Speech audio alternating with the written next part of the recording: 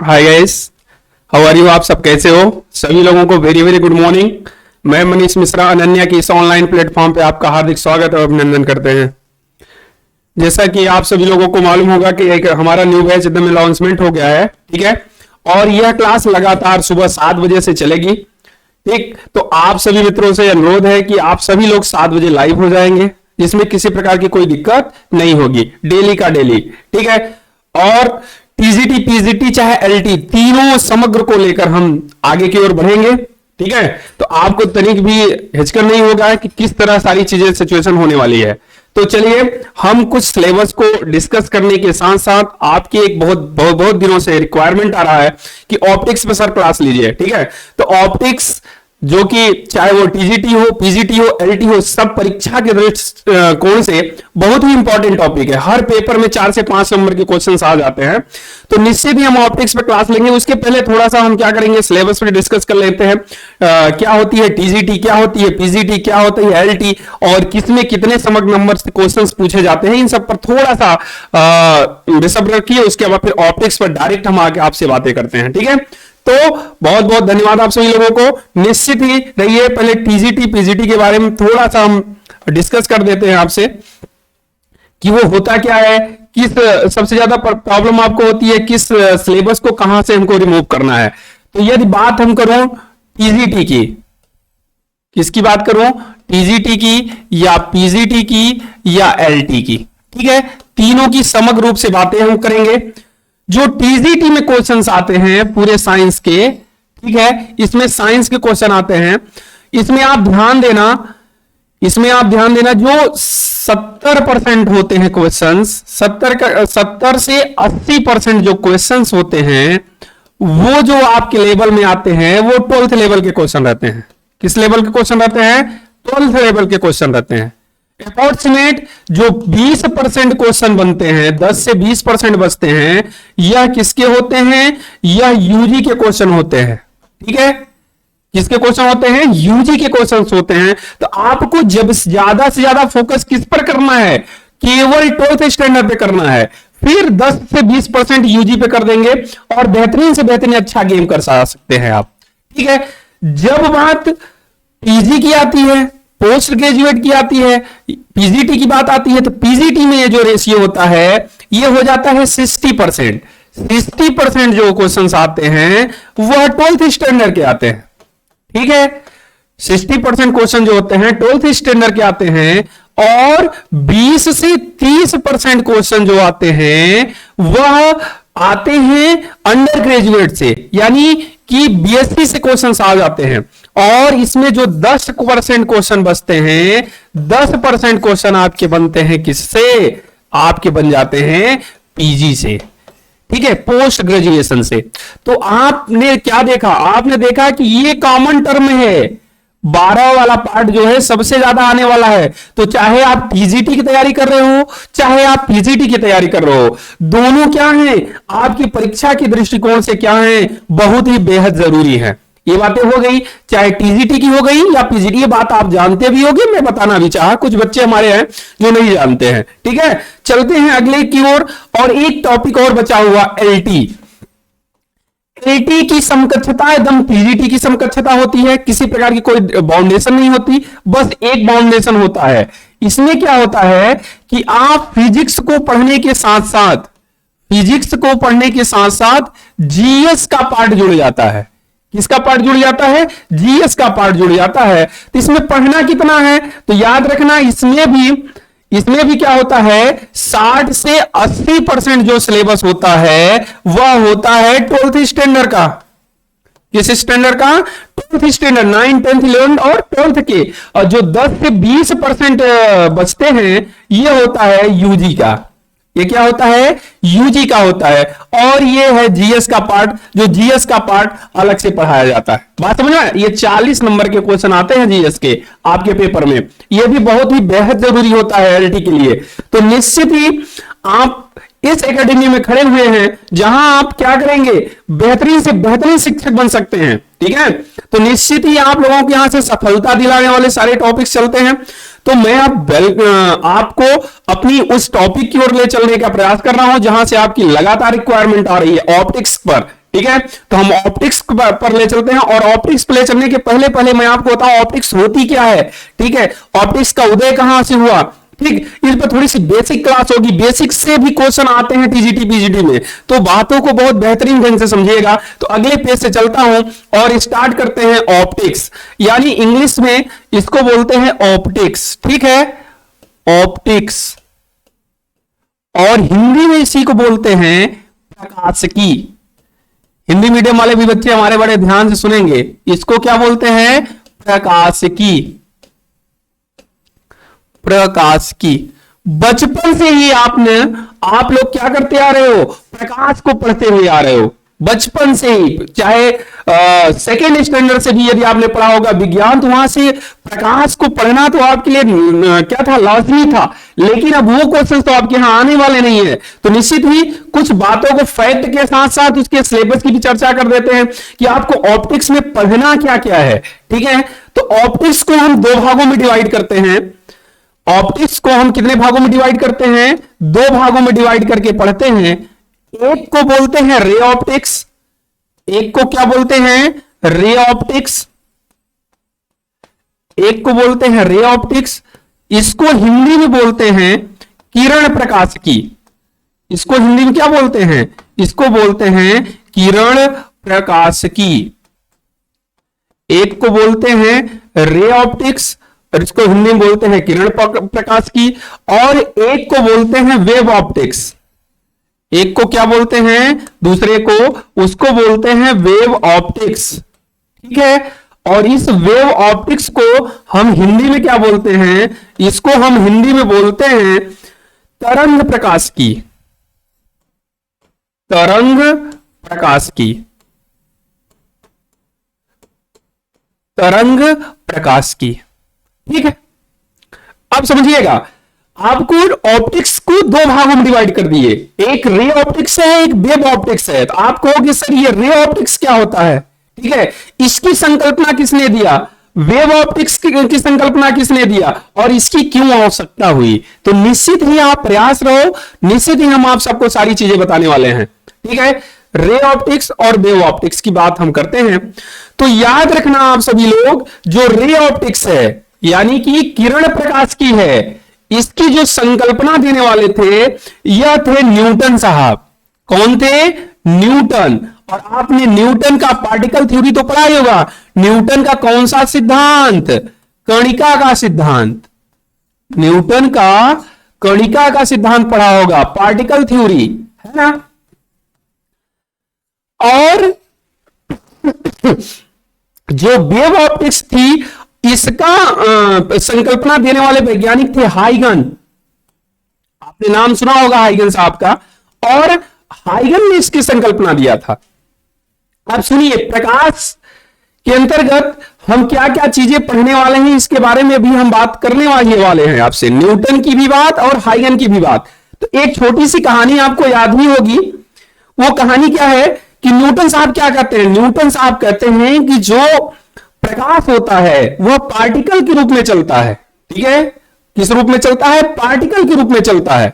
तो उनकी यह थ्योरी, तो reflection of light, reflection of light और डाइप्रेशन की व्याख्या तो कर रहता है, लेकिन इंटरफेस, ठीक है, पोलराइजेशन जैसी थ्योरी की व्याख्या नहीं कर पाता है। तब आते हैं हाइगन साहब, और हाइगन साहब क्या कहते हैं, कहते हैं जो लाइट है वो क्या कहते हैं, पार्टिकल के रूप में चलता ही नहीं, वो तो वेव के रूप में चलता है। और फोको साहब इसका क्या कर देते हैं, समर्थन कर देते हैं, और न्यूटन साहब को आघात लगता है और न्यूटन साहब इस दुनिया से विदा हो जाते हैं। ठीक है, फिर बात आती है कि उनकी बात कहां तक होती है, तो उन्होंने इंटरफेस की व्याख्या कर दी है, पोलराइजेशन की व्याख्या कर दी है तरंग सिद्धांत से, ठीक है, विवर्तन की व्याख्या कर दी है। लेकिन जैसे ही प्रकाश वैद्युत प्रभाव की बात आती है, ठीक है, उनकी भी थ्योरी क्या होती है, इनकम्प्लीट होने लगती है। तब आते हैं आइंस्टाइन साहब, और आइंस्टाइन साहब आके बोलते क्या है, आइंस्टाइन साहब कहते हैं कि प्रकाश जो होता है वह ऊर्जा के छोटे छोटे पैकेट के रूप में चलता है, जिसको हम फोटॉन बोलते हैं।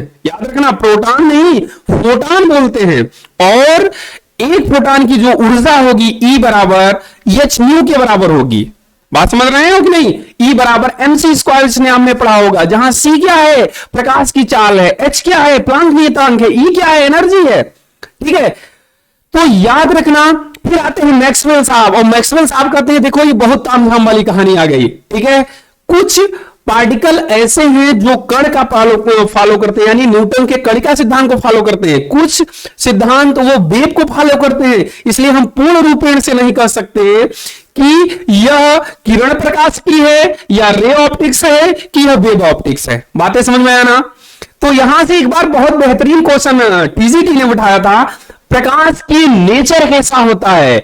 ठीक है, वह क्या होती है, रे ऑप्टिक्स को फॉलो करती है, वेव ऑप्टिक्स को फॉलो करती है, द्वैत ही प्रकृति होती है, इनमें से कोई नहीं। तो आपने पूरी कहानी में एक चीज, यही कहानी बताने वाला था कि जो प्रकाश होती है इतनी बड़ी जटिल समस्या है, उसका निराकरण एक मीडियम से नहीं होता, इसलिए इसको हम द्वैती प्रकृति के रूप में मानते हैं। बातें समझ में आया? बातें समझ में आ गया आप सब लोगों को करना। यदि कोई भी दिक्कत होती है विद आप कमेंट्स आप जरूर करते रहिएगा। फिर अब आपको चल रहा हूं क्यों इनका कणिका सिद्धांत गलत हुआ, तरंग सिद्धांत इनको क्यों माना गया, इसके तहत हम आगे की ओर फिर आपसे बातें करते हैं। तो नेक्स्ट आगे की ओर चलता हूं और उन सारी बातों को भी क्या करिएगा, याद रखिएगा अगले पेज से। ठीक है, दो पार्टों में हम डिवाइड कर देते हैं, और एक साइड न्यूटन के कणिका सिद्धांत को यानी न्यूटन साहब की थ्योरी को बताते हैं, एक साइड हाइगन साहब की थ्योरी को बताते हैं। तो याद रखना न्यूटन साहब ये किसकी बात करता है, न्यूटन की बात करता है। किसकी बात करता है, न्यूटन की। और ये किसकी बात करता है, हाइगन की बात करता है। ठीक है, न्यूटन साहब ने क्या कहा था, न्यूटन साहब ने पहली ही थ्योरी दिया था कि जो प्रकाश होता है वह छोटे छोटे कणों से मिलकर बना होता है। क्या होता है कि छोटे छोटे कणों से मिलकर बना होता है, कणों से मिलकर बना होता है, आपको हमने क्या बताया कि जो लाइट है वो छोटे छोटे मॉलिक्यूल हैं, छोटे छोटे एटम हैं, जिससे मिलकर क्या होता है, वह बना होता है। दूसरी बात उन्होंने क्या कहा इसमें, उन्होंने ये बात बताया कि प्रकाश जो होता है वह सीधी रेखा में गमन करता है, सीधी रेखा में चलता है। प्रकाश जो होता है वह सीधी रेखा में चलता है। दूसरी बात उन्होंने बताया, तीसरी बात उन्होंने क्या बताया, उन्होंने कहा कि प्रकाश में 7 रंग होते हैं। याद रखना यह क्वेश्चन कई बार पेपर में पूछा है पीजीटी में। प्रकाश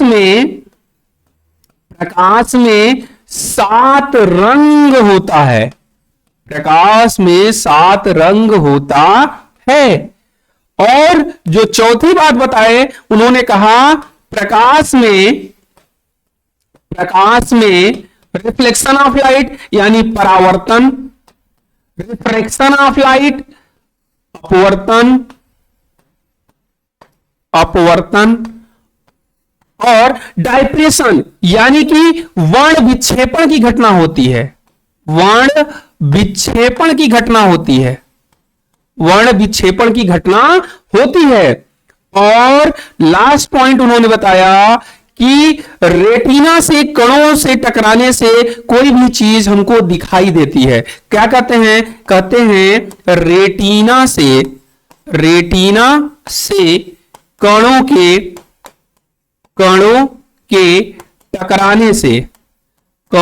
टकराने से कोई वस्तु दिखाई देती है। ये बात तो सारी की सारी किसने किया था, न्यूटन ने कहा था। परेशान ना हो, ये एक एक व्याख्या करने वाले हूं और थोड़ा सा मैं इनके हाइगन के बारे में भी थोड़ा सा आपसे क्या करूं, लिख दूं, उसके बाद दोनों की व्याख्या साथ में करते हैं। फिर हाइगन साहब आए और हाइगन साहब क्या कहते हैं कि प्रकाश जो होता है वह तरंग के रूप में चलता है। किस रूप में चलता है, तरंग के रूप में चलता है।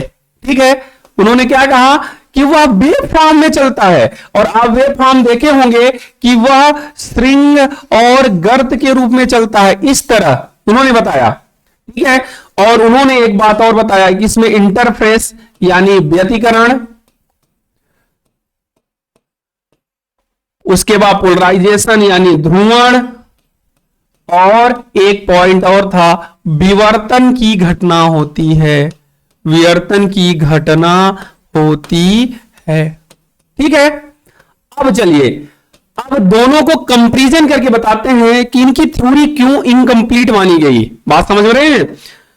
ये बातें समझते रहोगे तो बहुत बेहतरीन क्वेश्चन आप कर सकते हो पेपर में। जैसे उन्होंने कहा कि छोटे छोटे कणों से मिलकर बना होता है प्रकाश। पहली लाइन ध्यान देना कि वह छोटे छोटे कणों से मिलकर, आप बताओ कि यदि वह छोटे छोटे कणों से मिलकर बना होता तो जो सूर्य का आकार आज से 10,000 साल पहले पूर्व था और आज में वो क्या हो गया होता, कट के एकदम सूक्ष्म आकार ले लिया होगा। लेकिन आप जानते हो कि सूर्य का आकार जो आज से पहले था वही आज भी है, ठीक है। दूसरी चीज, एक्सपेरिमेंट आप अपने घरों में करते हो, जो आपने बल्ब जलाते हो, यदि वो छोटे छोटे कणों से मिलकर बना होता तो वो 2-4 दिन में क्या होता, समाप्त हो जाता। लेकिन आपने देखा होगा कि जो बल्ब आप लेके आते हो तो उसका जितना वेट रहता है वो 1-1.5 साल के बाद यूज करने के बाद भी उसका वेट करोगे तो सेम टू सेम रहेगा। बातें समझ में आई?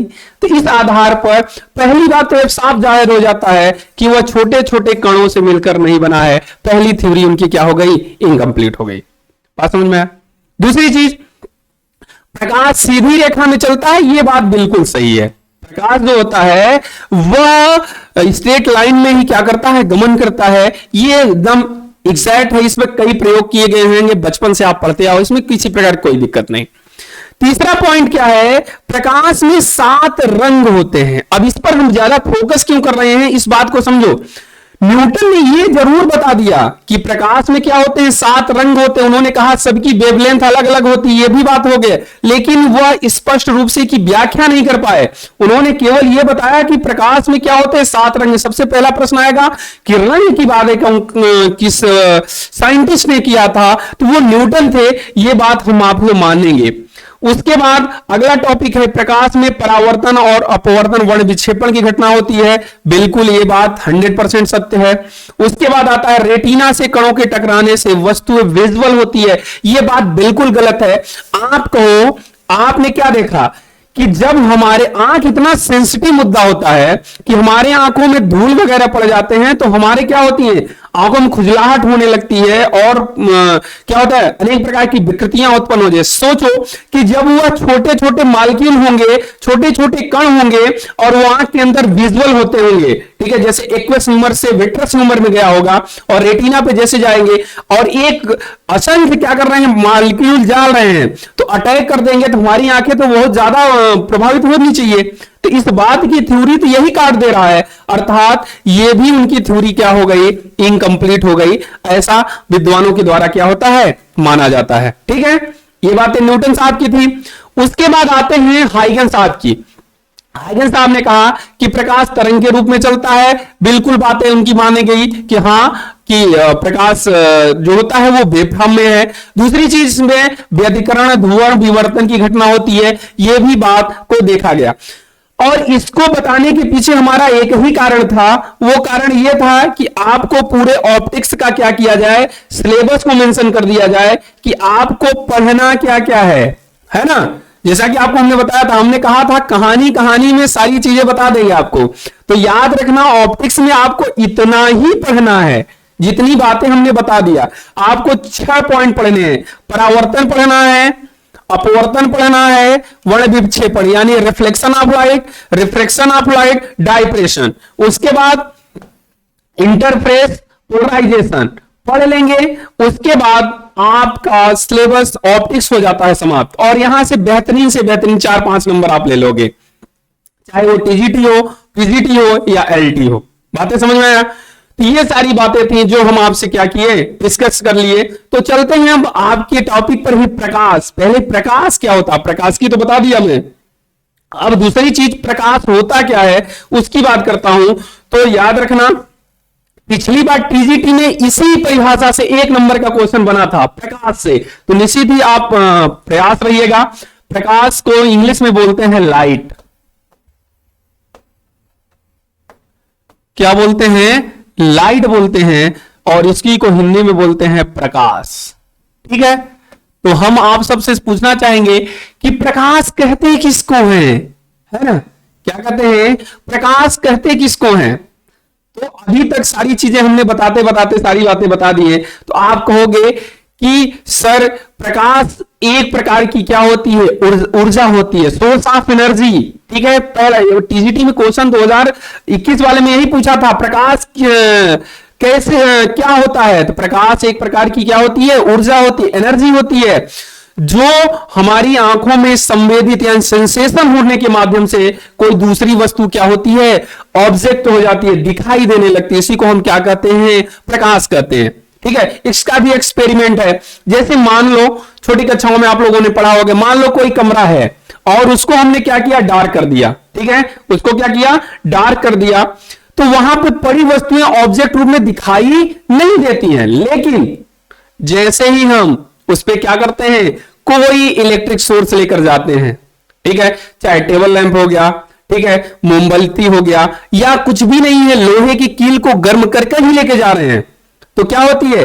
थोड़ी देर के बाद क्या होती है? सारे ऑब्जेक्ट पे पड़ने के बाद वहां पे पड़ा टेबल, वहां पे पड़ा व्हाइट बोर्ड, वहां पे पड़ा मैं, या कुछ भी एनीथिंग कोई भी वस्तु क्या होती है? दिखाई देने लगती है। तो आप क्या कहोगे? कहोगे प्रकाश एक प्रकार की क्या है? ऊर्जा है, जो हमारी आंखों को क्या करता है? संवेदित करता है। तो पिछली बार प्रश्न यही से बना था आपके पेपर में, प्रकाश कैसी क्या होता है? तो आप याद रखना, प्रकाश एक प्रकार की क्या है? ऊर्जा है, जो किसी वस्तु पर पड़ती है तो उस वस्तु को देखने में सहायता प्रदान करती है। ठीक है, तो याद रखना, सोर्स ऑफ एनर्जी कौन है? लाइट है। पिछले बार क्वेश्चन पेपर में आया हुआ था, इसलिए आपसे हम क्या कर दिए? डिस्कस कर दिए। बातें समझ में आया?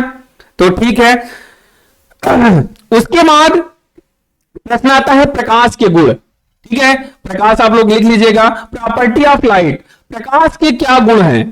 पहला पॉइंट, प्रकाश का पहला पॉइंट होता है कि जैसा न्यूटन साहब ने बताया था कि प्रकाश सीधी रेखा में क्या करता है? गमन करता है। क्या करता है? प्रकाश जो होता है वह सीधी रेखा में चलता है। प्रकाश जो होता है वह किधर चलता है? सीधी रेखा में चलता है। सीधी रेखा में चलता है। ठीक है, उसके बाद दूसरी पॉइंट, उसके बाद याद रखना दूसरा पॉइंट इसमें क्या है? प्रकाश वैक्यूम में भी चल सकता है। याद रखना, प्रकाश वैक्यूम में भी चल सकता है, यानी निर्वात में भी चल सकता है। निर्वात में भी चल सकता है। अब एक बात, जैसे ही हमने यहां पे वैक्यूम लिखा, निर्वात लिखा, बात समझ में आ रहा है कि नहीं? जैसे ही हमने यहां पे क्या लिखा? वैक्यूम लिखा। आपने कहा सर पहले ये तो बताओ वैक्यूम क्या होता है? हमने कहा वह स्थान जहां पर हवा तनिक भी ना प्रवेश करे। बातें समझ में ना? तो उसे हम क्या कहते हैं? वैक्यूम कहते हैं, और वह वैक्यूम में भी चलता है। लेकिन याद रखना, प्रकाश का जो स्पीड होती है, स्पीड ऑफ लाइट, वह वैक्यूम में सबसे ज्यादा होती है।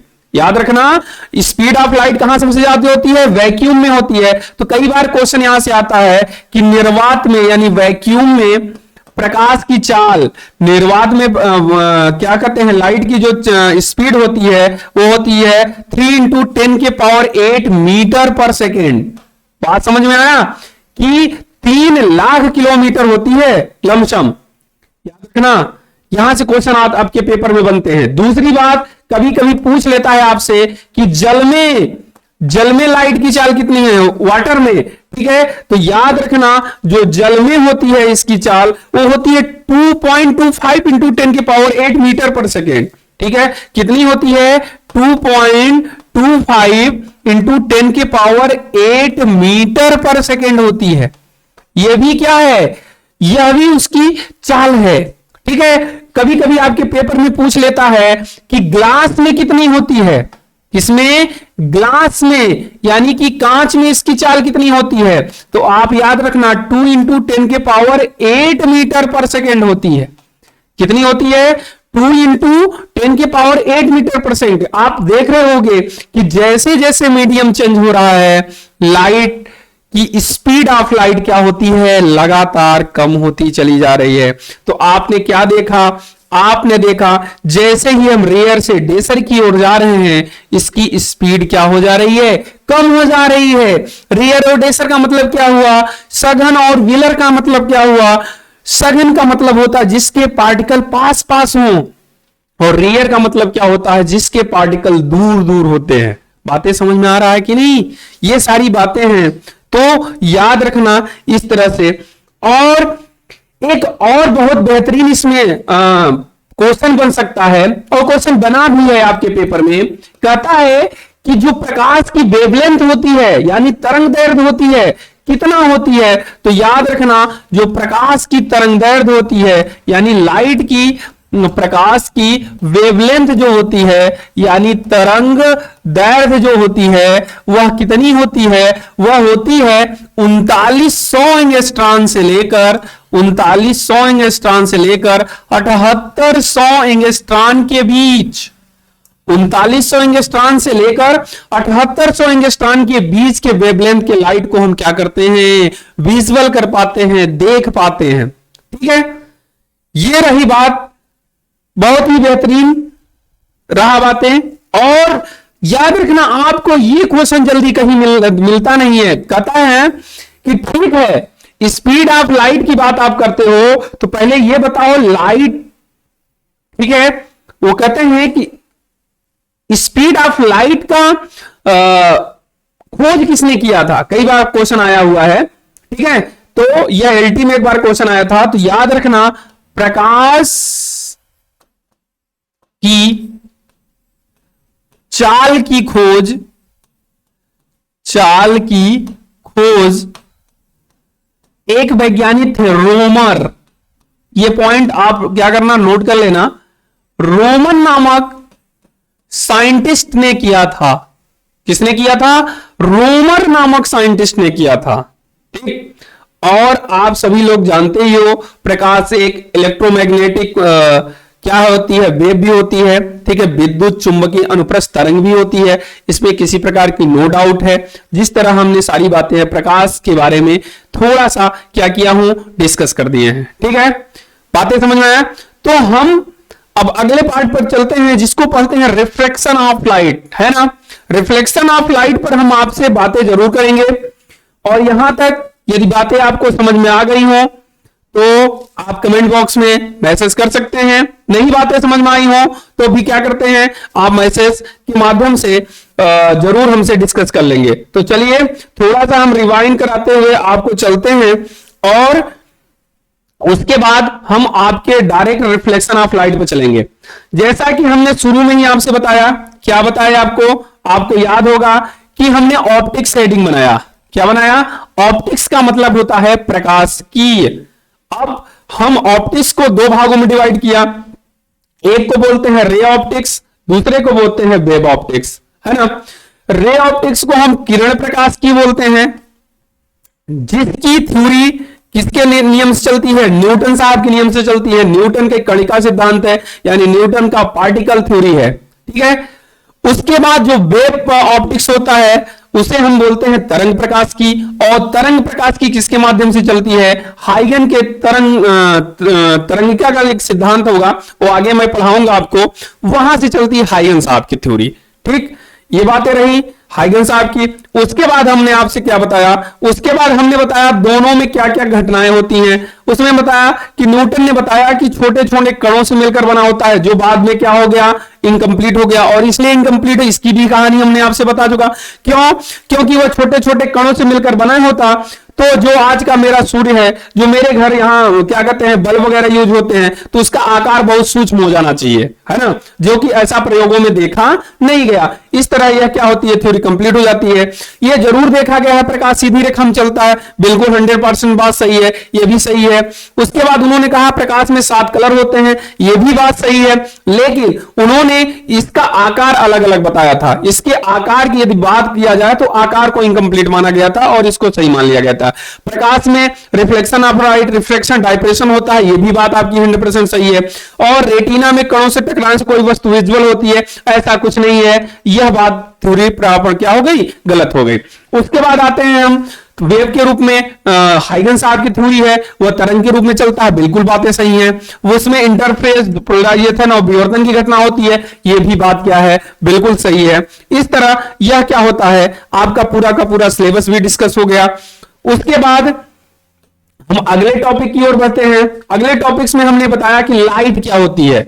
हमने यहां से आपकी थ्योरी स्टार्ट किया था, हमने कहा लाइट क्या होती है, आपने कहा light is a source of energy, light एक प्रकार की ऊर्जा है। पिछली बार पेपर में यह प्रश्न आया था लाइट क्या होती है, तो आपने बताया लाइट एक प्रकार की ऊर्जा है जो किसी ऑब्जेक्ट पर पड़ने के बाद वह वस्तु क्या होती है, वह ऑब्जेक्ट से क्या होती है, दिखाई देने लगती है। फिर हमने प्रॉपर्टी ऑफ लाइट के बारे में बताया कि प्रकाश क्या होती है, सीधी रेखा में चलती है, यह भी बात आपने फॉलो किया। उसके बाद वह वैक्यूम में भी चल सकता है, वैक्यूम में सबसे ज्यादा स्पीड होती है, ठीक है, मैक्सिमम स्पीड कहां होती है, वैक्यूम में होती है। होती कितनी है, 3 इंटू 10 की पावर 8 मीटर पर सेकेंड। उसके बाद वाटर में कितनी होती है, आपने कहा 2.25 इंटू 10 की पावर 8 मीटर पर सेकेंड। उसके बाद ग्लास में कितनी होती है, आपने कहा सर 2 इंटू 10 की पावर 8 मीटर पर सेकेंड होती है। बातें समझ में आया। उसके बाद की बात है, उसके बाद हमने कहा 2 पॉइंट और लिखवाया आपको,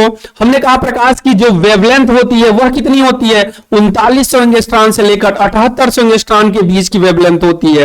उसके बाद हमने कहा प्रकाश की चाल की खोज किसने किया था, तो आपने कहा कि सर रोमर नामक वैज्ञानिक ने किया था। रोमर नामक एक साइंटिस्ट थे जिन्होंने क्या किया था, जिन्होंने किया था कि स्पीड ऑफ लाइट की खोज, ठीक है। इस तरह सारा सिलेबस भी डिस्कस हो गया। कुछ पार्टिकल थे जहां से छोटे मोटे क्वेश्चन आ सकते हैं, आपके पेपर में आने की संभावनाएं हैं, उसको हमने आपसे क्या किया है, डिस्कस कर लिया है। चलते हैं आगे की जो टॉपिक है उसमें आपसे आज थोड़ी सी बात जरूर करूंगा और वह है रिफ्लेक्शन ऑफ लाइट। इसको हिंदी में बोलते हैं परावर्तन, परावर्तन, इसको हिंदी में क्या बोलते हैं, परावर्तन, इंग्लिश में क्या बोलते हैं, reflection, reflection of light, reflection of light. आप बचपन से पढ़ते आए होंगे प्रकाश का परावर्तन, तो आप लोगों से यही बताया गया होगा कि यदि कोई प्रकाश किसी प्लेन सरफेस पर क्या करता है, गिरता है, तो वहां से अधिकांश भाग क्या हो सकता है, लौट जाता है। और इस पूरी घटना को हम क्या कहते हैं, रिफ्लेक्शन ऑफ लाइट बोलते हैं। तो हम एक लाइन में कर सकते हैं कि bounding of the light, bounding of the light, इसका मतलब क्या हुआ, प्रकाश किरणों का मुड़ना ही क्या कहलाता है, रिफ्लेक्शन ऑफ लाइट कहलाता है। ये बातें तो आपको मालूम ही होंगी। आपने क्या होगा, इसका एक्सपेरिमेंट आप देखो, इसका एक्सपेरिमेंट इस तरह का है। बाउंडिंग ऑफ लाइट की बात यदि मैं करता हूं तो इसका एक्सपेरिमेंट किस तरह का है, ऐसे है कि मान लीजिए आप क्या करो कि यहां पर कोई ये प्लेन है, इसको ओपेक बना दिया गया है ना, इसका ओपेक बना दिया गया, और इसमें क्या करना है कि जैसे ही इसको हमने क्या किया, यहां से किसी सोर्स के द्वारा इंसिडेंट करवाया, ठीक है, तो ये पूरी की पूरी क्या हो जा रही है, रिफ्लेक्ट हो जा रही है, ठीक। और यहां पर एक हम नॉर्मल की बात करते हैं, किसकी बात करते हैं, नॉर्मल की बात करते हैं। तो हमने क्या कहा, हमने कहा बाउंडिंग ऑफ द लाइट, हमने क्या कहा, bounding of the light, bounding of the light, यानी प्रकाश किरणों का मुड़ना ही क्या कहलाता है, रिफ्लेक्शन ऑफ लाइट। और आप देख रहे हो किसी सोर्स से कोई लाइट क्या हो रही है, इंसिडेंट हो रही है किसी प्लेट पर, ठीक है, और वह क्या कर रही है, दूसरी ओर रिफ्लेक्ट हो जा रही है। तो याद रखना कि इस रेखा को हम रिफ्लेक्शन रे बोलते हैं, इसको बोलते हैं हिंदी में, इसको बोलते हैं आपतित किरण। इसको क्या बोलते हैं, आपतित किरण, और इंग्लिश में इसको बोलते हैं रिफ्लेक्ट रे, इंसिडेंट रे, ठीक है। इसको इंग्लिश में क्या बोलते हैं, इंसिडेंट रे। इसको क्या बोलते हैं, परावर्तित किरण। इसको क्या बोलते हैं, परावर्तित किरण, रिफ्लेक्ट रे। इसको क्या बोलते हैं, रिफ्लेक्ट रे। और ये क्या है, इसे हम बोलते हैं नॉर्मल, यानी कि अभिलंब। इसको क्या बोलते हैं, नॉर्मल यानी कि अभिलंब। याद ना, इसकी क्या होती है, इसकी परिभाषा कहता है कि इंसिडेंट रे, रिफ्लेक्ट रे और नॉर्मल 3 आर सेम प्लेन।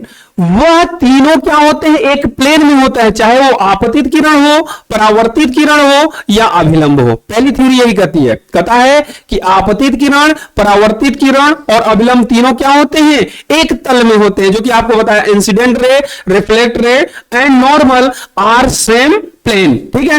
दूसरी थ्योरी क्या कहता है इंसिडेंट एंगल और रिफ्लेक्ट एंगल सदैव क्या होते हैं, बराबर होते हैं, यानी कि एंगल ऑफ आई और एंगल ऑफ आर दोनों क्या होते हैं, एकदम बराबर होते हैं। यदि यह 15 डिग्री है तो यह भी कितना होगा, 15 ही डिग्री होगा, ठीक है। दूसरा नियम यही कहता है एंगल ऑफ इंसिडेंट और एंगल ऑफ रिफ्लेक्ट। तो आप हमसे पूछोगे सर पहले ये तो बताओ कि एंगल ऑफ इंसिडेंट होता क्या है ना, एंगल ऑफ इंसिडेंट होता क्या है। तो याद रखना कि इंसिडेंट रे और नॉर्मल के बीच जो एंगल बनता है, यानी कि इंसिडेंट रे और नॉर्मल के बीच, यानी कि आपतित किरण और अभिलंब के बीच बनने वाले कोण को हम क्या कहते हैं, आपतन कोण कहते हैं। उसके बाद रिफ्लेक्ट और नॉर्मल के बीच बनने वाले कोण को हम क्या कहते हैं, रिफ्लेक्ट एंगल, यानी कि परावर्तन कोण। तो आपको बातें समझ में आ गया होगा कि यानी कोण आई बराबर क्या होता है, कोण आर। ये दो रिफ्लेक्शन ऑफ लाइट की क्या हैं, थ्योरियां हैं। इस बातों को भी क्या करिएगा, याद रखिएगा, ठीक है। इस पर एक बहुत बेहतरीन क्वेश्चन एक बार पूछा गया था यूपी टीजीटी में, ठीक है। तो टीजीटी की जब बात हम करते हैं तो याद रखना पहला ही मीडियम को क्या कर दिया जाता है, ओपेक कर दिया जाता है, सिल्वर का नाइट्रेट का पॉलिश करके, ठीक है। चलते हैं, तो याद रखना यहां पर एक बहुत बेहतरीन क्वेश्चन बन सकता है आपसे। वो उसने कहा कि ये एंगल जो है वह 15 डिग्री है, ये एंगल क्या है, 15 डिग्री है। तो बताइए कि यह एंगल कितना होगा, यह एंगल कितना होगा। आपने कहा सर अभी अभी तो आपने बताया था कि angle of i is equal to angle of r. हमने कहा जैसे ही थ्योरी लगाएगा नियम गलत हो जाएगा। हमने बताया था, सारी बातों को बहुत बेहतरीन ढंग से समझा कि जो आई है वह इंसिडेंट और नॉर्मल के बीच की कहानी है। बात समझ आ रहा, वो ये नहीं कहा था कि इंसिडेंट और क्या कहते हैं मिरर के बीच, यानी प्लेन मिरर के बीच की कहानी है, वो ये बात हमने नहीं बताया था। ये बात याद रखना। तो आप जानते हो कि ये पूरा एंगल हम जानते हैं कितना होता है, 90 डिग्री होता है। और 90 में ये क्या दिया हुआ है, यह 15 दिया, यानी आप 15 घटा दीजिए और ये क्या हो जाएगा 75। जब आई 75 तो आर भी कितना हो जाएगा, 75 हो जाएगा। बातें समझ में आ गया ना, किसी प्रकार की कोई दिक्कत नहीं। तो अब हम आपको कल मिलेंगे इस टॉपिक पे बहुत बेहतरीन क्लास लेकर, ठीक है। तब तक के लिए बहुत ढेर सारा प्यार आप सभी लोगों को। निश्चित ही कल आप 7 बजे लाइव रहिए। और हमारे यहाँ संस्थान की ओर से बहुत अनाउंसमेंट आ चुका है किसी भी ऑनलाइन ऑफलाइन वाले बैचेज में, ठीक है। यदि आप एडमिशन लेते हैं तो 5 तारीख तक 50% डिस्काउंट चल रहा है। तो निश्चित ही आप अपनी धैर्य सफलता के लिए अनन्या एकेडमी ज्वाइन करिए। बहुत बहुत धन्यवाद।